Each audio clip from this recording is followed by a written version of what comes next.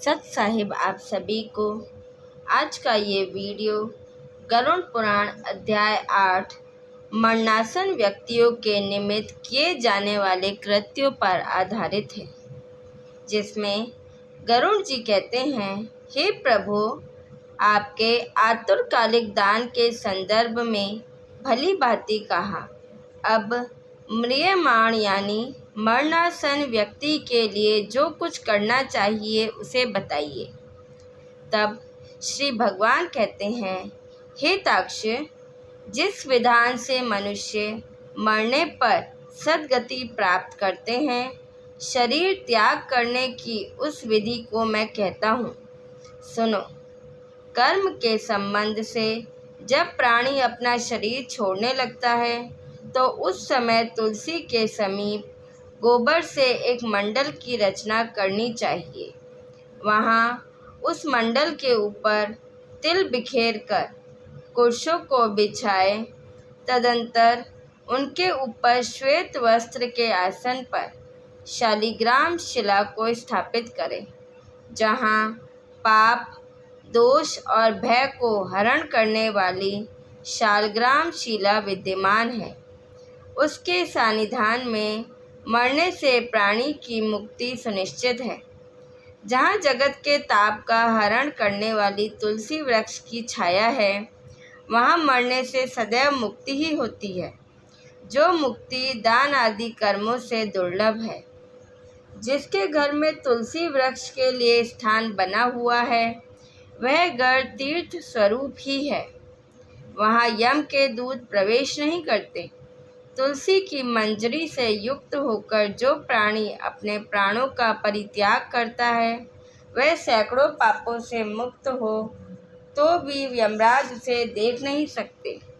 तुलसी के दल को मुख में रखकर तिल और कुश के आसन पर मरने वाला व्यक्ति पुत्रहीन हो तो भी निसंदेह विष्णुपुर को जाता है।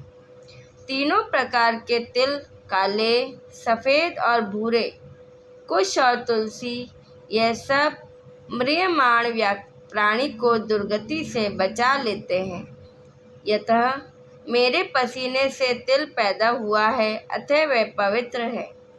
असुर, दानव और दैत्य तिल को देखकर भाग जाते हैं। हे ताक्ष, मेरे रोम से पैदा हुआ दर्भ यानी कुश मेरी विभूति है, इसलिए उनके स्पर्श से ही मनुष्य को स्वर्ग की प्राप्ति होती है। कुश के मूल में ब्रह्मा, कुश के मध्य में जनार्दन और कुश के अग्रभाग में शंकर, इस प्रकार तीनों देवता कुश में स्थित रहते हैं। इसलिए कुश अग्नि, मंत्र, तुलसी, ब्राह्मण और गौ ये बार बार उपयोग किए जाने पर भी निर्मलय नहीं होते। पिंडदान में उपयोग किए दर्भ, प्रेत के निमित्त भोजन करने वाले ब्राह्मण, नीच के मुख से उच्चरित मंत्र, नीच संबंधी गाय और तुलसी तथा चिता की आग, यह सब निर्माल्य अर्थात अपवित्र होते हैं। गोबर से लीपी हुई और कुश बिछाकर संस्कार की हुई पृथ्वी पर आतुर यानी मरणासन व्यक्ति को स्थापित करना चाहिए। अंतरिक्ष का परिहार करना चाहिए अर्थात चौकी आदि पर नहीं रखना चाहिए। ब्रह्मा, विष्णु, रुद्र तथा अन्य सभी देवता और अग्नि ये सभी मंडल पर विराजमान रहते हैं, इसलिए मंडल की रचना करनी चाहिए। जो भूमि लेप रहित होती है अर्थात मल मूत्र आदि से रहित होती है, वह सर्वत्र पवित्र होती है, किंतु जो भूमि भाग कभी लीपा जा चुका है या मल मूत्र आदि से दूषित है, वहाँ पुनः लीपने पर उसकी शुद्धि हो जाती है। बिना लीपी हुई भूमि पर और चारपाई आदि पर या आकाश में, भूमि की सतह से ऊपर, राक्षस, पिशाच, भूत, प्रेत और यमदूत प्रविष्ट होते हैं। इसलिए भूमि पर मंडल बनाए बिना अग्निहोत्र, श्राद्ध, ब्राह्मण भोज, देव पूजन और आतुर व्यक्ति का स्थापन नहीं करना चाहिए। इसलिए लिपी हुई भूमि पर आतुर व्यक्ति को लिटाकर उसके मुख में स्वर्ण और रत्न का प्रक्षेप करके शालग्राम रूपी भगवान विष्णु का पादोदाक देना चाहिए। जो शालग्राम शिला के जल को बिंदु मात्र भी पीता है वह सभी पापों से मुक्त हो वैकुंठ लोक में जाता है। इसलिए आतुर व्यक्ति को महापातक को नष्ट करने वाले गंगा जल को देना चाहिए। गंगा जल का पान सभी तीर्थों में किए जाने वाले स्नान, दान आदि के पुण्य रूपी फल को प्रदान करने वाला है। जो शरीर को शुद्ध करने वाले चंद्रायण व्रत को 1000 बार करता है और जो एक बार गंगा जल का पान करता है वे दोनों समान फल वाले रहते हैं।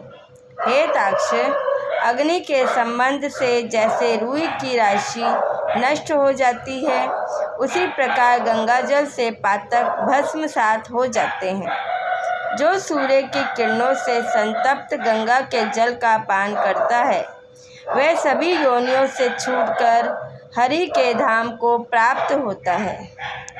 अन्य नदियों मनुष्यों को जलावगाहन यानी स्नान करने पर पवित्र करती है, किंतु गंगा जी तो दर्शन, स्पर्श, दान अथवा गंगा इस नाम का कीर्तन करने मात्र से सैकड़ों हजारों पुण्य रहित पुरुषों को भी पवित्र कर देती है। इसलिए संसार से पार लगा देने वाले गंगा जल को पीना चाहिए।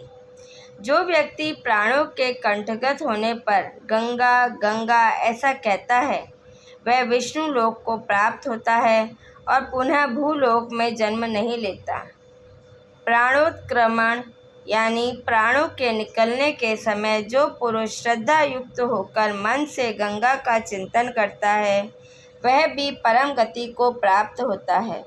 अतः गंगा का ध्यान, गंगा को नमन, गंगा का संस्मरण करना चाहिए और गंगा जल का पान करना चाहिए।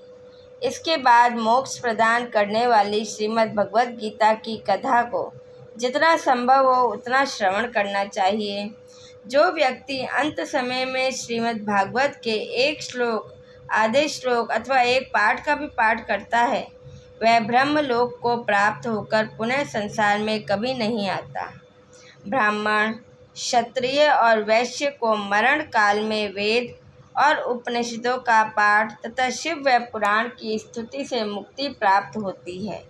हे खग, प्राण त्याग के समय मनुष्य को अनशन व्रत अर्थात अन्न तथा जल का त्याग करना चाहिए और यदि वह विरक्त द्विजन्मा हो तो उसे आतुर संन्यास लेना चाहिए। प्राणों के कंठ में आने पर जो प्राणी मैंने संन्यास ले लिया है ऐसा कहता है वह मरने पर विष्णु लोक को प्राप्त होता है, पुनः पृथ्वी पर उसका जन्म नहीं होता।